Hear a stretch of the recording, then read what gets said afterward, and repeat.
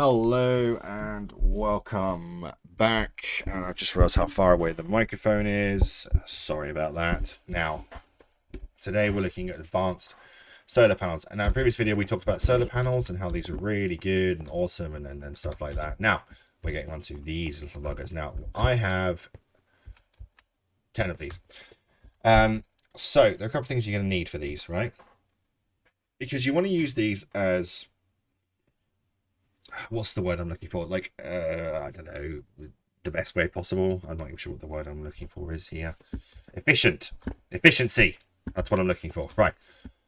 So, advanced solar panels. Let's look at the machines that we're going to build, or we already have here. So, advanced solar panels are here, and it requires some weird stuff. So, it requires irradiant glass panes, which require irradiant uranium, which require refined uranium with glowstone dust. Then that requires reinforced glass, which requires advanced alloys and glass, which is used with a mixed metal ingot, which is done by doing that into that. Now, you need two more advanced alloys after that. So far, you're going to need a lot of them, basically.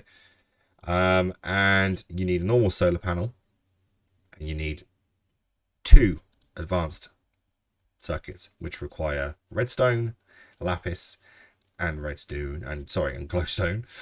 It's late. And a normal electronic circuit. Now, the next thing you need is what's called an irradiant reinforced plate, which requires a diamond, redstone, lapis, and a cenarium part. Now, this cenarium part can only be made using a molecular transformer, which is over here. This cool little machine. Now, before we look into that, we'll go to the next part, which is the reinforced iridium iron plate, which requires advanced alloys and carbon plates to even get to that point. And then you need an iridium iron plate, which requires an iridium ingot and iron plates all around. The recipe for these is extremely expensive, and I'm not going to lie, I actually got my son to build all of them because I was too busy building other stuff. So he built all of these on his own. And to get the cenarium part using the molecular, it's very sort of, you have to build one of these. And to do that, you need advanced machine casings, which are steel plates, advanced alloys, carbon, and basic machine casings. You need EV transformers, which are Lapotron crystals, advanced circuits, cabling, HV transformer, which requires advanced RE battery, electronic circuit, an MV transformer, which requires that. So you've got to go through the stages to build this. So 4 of those, 2 of those, you need 2 advanced circuits and an MT core, which requires irradiant glass panes, which also needs 2 thick neutron reflectors, which is made with copper plates, and neutron reflectors, which are made with copper plates, pulverized tin, and pulverized coal.